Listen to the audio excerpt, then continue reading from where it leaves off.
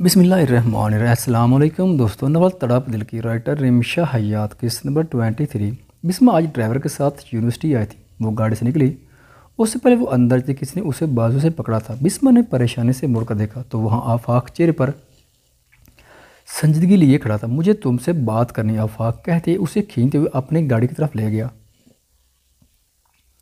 और दरवाज़ा खोलकर उसे अंदर बिठाया। बिस्मा को उसने भागने का भी मौका नहीं दिया था। आफाक दूसरी तरफ से आकर अंदर बैठा। बिस्मा को उससे खौफ महसूस हो रहा था। डरने की ज़रूरत नहीं है, अभी तो कुछ नहीं करूँगा। आफाक ने अपना रुख बिस्मा की तरफ करते हुए मुस्कुराकर कहा, क्या बात करनी है आपने? बिस्मा ने घबराए हुए लहजे में पूछा। तुम वहाँ से शादी के लिए कभी हाँ नहीं करोगे। अगर तुम्हारे भाई भी कहते तो भी तुम हाँ नहीं करोगे।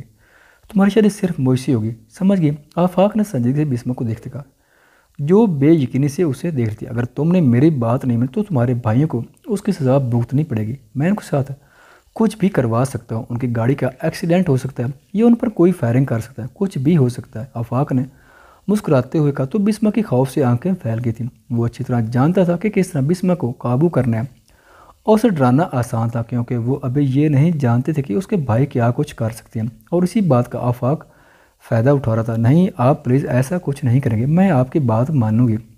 बिस्मा ने जल्दी से कहा। वो सच में डर गई थी। गुड गर्ल, और तुम अपने भाइयों से कहोगी कि तुम मुझसे शादी करना चाहती हो? आफाक की अगली बात पर तो बिस्मा की आंखों में पानी आ गया था। अरे अभी नहीं रोना, रोने के लिए तो पूरी ज़िंदगी पड़ी है। आफाक ने उसकी आंखों में पानी देखते मसनूई फिक्रमंदी से कहा, आप ऐसा क्यों कर रहे हैं? आप तो मुझे पसंद नहीं करते थे। बिस्मा ने भारी लहजे में कहा। पसंद तो अभी भी मैं तुम्हें नहीं करता। आफाक ने आंखों में चमक लिए कहा, लेकिन अब तुम मेरी ज़्यादा बन गई हो। जानती हो क्यों? क्योंकि तुम्हें मेरा भाई पसंद करता है और से उसका प्यार मिल जाए, ऐसा मैं कभी होने नहीं दूंगा। बस यही वजह है, और दूसरी वजह मैं तुम्हें बताना नहीं चाहता। अब तुम जाओ, और तुमने किसी को बताने की कोशिश की तो नतीजे बहुत बुरे होंगे। आफाक ने बिस्मा के गाल को थपथपाते हुए कहा, जो फ़ौरन गाड़ी से निकल गई थी।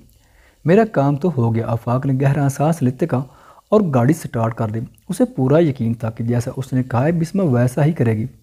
सुबह खान की आंख खुली तो उर्वा उसके साथ चुपके सो रही थी। उसे देखते ही खान के चेहरे पर मुस्कुराहट आ गई। उसने झुककर उर्वा के चेहरे की तरफ देखा, जो पुरस्कून से सो रही थी।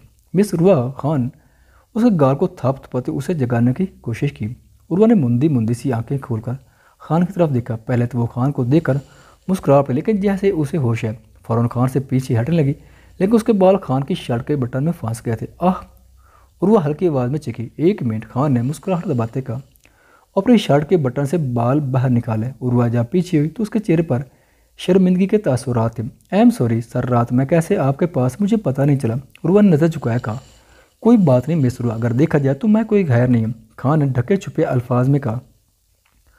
उर्वा ने नज़र उठाकर खान की तरफ देखा था। आपकी खाला को होश आ रहा है। खान ने उसका ध्यान बल्कीस की तरफ करते कहा। उर्वा फ़ौरन उठकर बल्कीस के पास गई थी। अम्मी, उर्वा ने खुशी से अपनी माँ का गाल थपथपाया। बल्कीस ने आंखें खोलकर उर्वा की तरफ देखा था। मैं डॉक्टर को बुला कर लाती हूँ, उर्वा ने खुशी से कहा और वहाँ से बाहर की तरफ चली गई। खान अपनी जगह से उठा और बल्कीस के पास आया। खान को देखते बल्कीस हैरान होने के साथ उसके चेहरे पर खौफ का साया भी लहराया था। आपको मुझसे तो डरने की ज़रूरत नहीं है, आप मुझे अच्छी तरह जानते कि मैं कौन हूँ।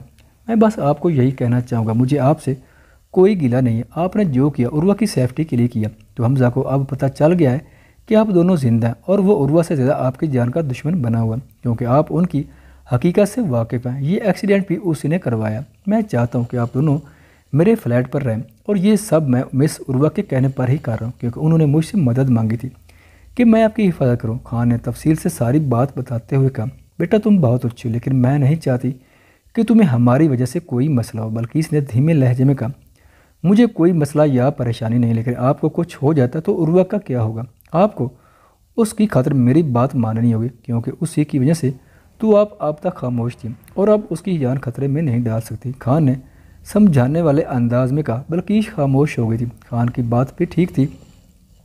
ठीक है बेटा, मैं उर्वा की खातिर तो कुछ भी कर सकती हूँ, और वो मेरी बहन की आखिरी निशानी मेरे पास, मैं उसे हर हाल में संभाल कर रखना चाहती हूँ। बल्कि इसने कहा तो खान ने इस बात में सर लिया। इतने में डॉक्टर भी वहाँ आ गए थे। उर्वा खान के पास खड़ी हो गई थी। आपकी खाला मान गई हैं, खान ने संजीदगी से कहा। आपने बात कर भी ली? उर्वा ने हैरानगी से पूछा। जी बिल्कुल, आप अपनी खाला के पास रहें और अपने घर मत जाइएगा। मैं थोड़ी देर तक वापस आता हूँ, मुझे एक ज़रूरी काम से जाना, खान ने कहा और वहाँ से चला गया। और वो अपनी खाला के पास आते बैठ गई थी। मलाइका ने अस्पताल जाना था और उसने किसी को भी नहीं बताया था। उसे चाहिए था अरमान को अपने साथ लेकर जाती, लेकिन वो अकेली गई थी। अभी वो अपनी गली से बाहर निकली ही थी जब सामने एक ब्लैक कलर की गाड़ी आकर रुकी। उसमें से काले कपड़े पहने आदमी निकले थे जिन्होंने हाथ में गन्स पकड़ी हुई थी। मलाइका तो उनको देखकर डर गई थी। मैडम, आपको हमारे साथ चलना होगा। उनमें से एक आदमी ने आगे आते मोबाइल को मलाइका के आगे करते कहा, जिसने ना समझी से मोबाइल की तरफ देखा और उसे पकड़े कान से लगाया। स्पीकर में अरसम की आवाज़ गूंजी थी, खामोशी के साथ, जैसा ये लोग कहते हैं वैसा करो।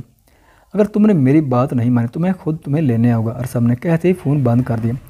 मलाइका ने दांत पीसते मोबाइल को दोबारा उस आदमी को पकड़ाया और खुद जाकर पिछली सीट पर बैठ गई, क्योंकि उसे मालूम था कि वो जो कह रहा है करके दिखाएगा, इसलिए खामोशी से बैठ गई थी। लेकिन उसे अरमान ने देख लिया था। उसे हैरानगी हुई थी कि वो लोग कौन थे और मलाइका आराम से उनके साथ बैठकर चली गई। वो जब तक वहाँ पहुँचा वो लोग जा चुके थे। अरमान ने जल्दी से मलाइका को कॉल की। उसे फिक्र हो रही थी। मलाइका ने मोबाइल की स्क्रीन पर अरमान का नाम जगमगाया, देखा तो कॉल अटेंड की। मलाइका, तुम ठीक हो? और वो लोग कौन थे? अरमान ने जल्दी से पूछा। भाई, मैं बिल्कुल ठीक हूँ और आप फिक्र मत करें, मैं घर आकर आपको सारी बात बता दूंगी, लेकिन प्लीज़ आप अम्मी को मत बताइएगा।